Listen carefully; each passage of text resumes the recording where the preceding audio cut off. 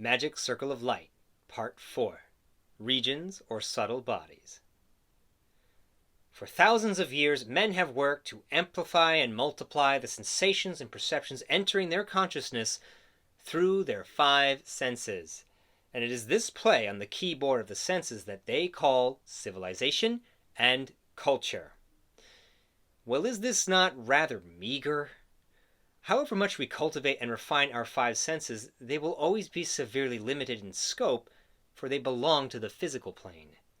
They will never be capable of exploring any reality above or beyond the physical.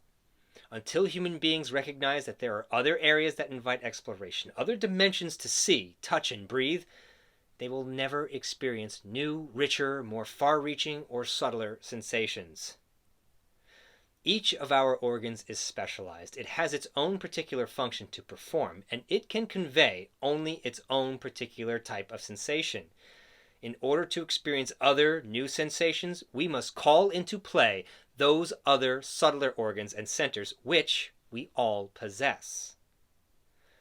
Meditation is breathing, so too is prayer, ecstasy, and all communication with heaven. Those who wish to deepen the meaning of the process of breathing can gradually feel their own breathing merge into the breathing of God. For God too breathes. He breathes out and a world appears. He breathes in and a world disappears. We can get a small glimpse of this process on certain days in summer when we see light white clouds suddenly appear in the sky, and just a moment later, they suddenly disappear. God's in-breaths and out-breaths obviously take place over billions and billions of years. The sacred books of India tell us that one day God will breathe in, and our universe will return within him. And then, again, he will breathe out, and a new creation will appear. Through human beings, God breathes more quickly, but in the cosmos, his breathing is a lot slower. And therefore, the slower our breathing, the closer we come to divine breathing. When souls reincarnate, they pass through all the same regions, atmic, buddhic, causal, and so on, and in each region he collects the materials he needs to weave a garment, that is, a body, which becomes denser and more opaque as he descends to the lower level of matter. When he is finally born again as a human baby, he remembers nothing of all this. Neither his sufferings, nor his joys, nor even what he learned. But it is all there, inside him, and it will all come back to him one day if he accepts certain disciplines and rules of life under the guidance of a spiritual master. Those who succeed in bringing to the surface the memory of their experiences in the other world evolve much more rapidly. Unfortunately, most people are so attached to the pleasures and passions of the earth that it will be a very long time before they take advantage of all this knowledge, all those treasures buried deep within them. Blessed are those who know and believe the truth of this, for they will be incapable of accepting a mediocre way of life. They will continually want to grow and make progress in intelligence, love, and self-dominance, so as to become useful to the whole of humanity. But let me get back to the most important. Whether or not one believes in the life of the soul after death, without knowing it, everything we do is recorded.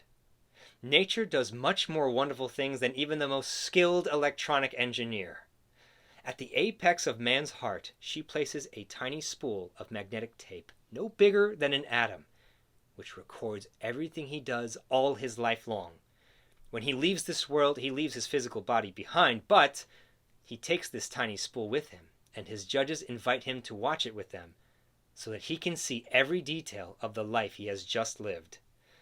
For millions of years, human beings have worked to accumulate the elements with which they have been able to form their physical, astral, mental, causal, buddhic, and atmic bodies. Thanks to these different bodies, humans are connected to all regions in the universe, from the most luminous to the darkest, and which are projected on the screen of their consciousness, much like the screen in a cinema.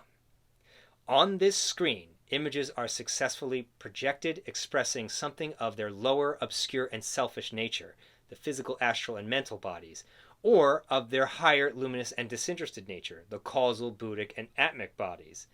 A person who is lucid can sometimes see that by their thoughts, wishes, or desires, they have stirred up a swamp.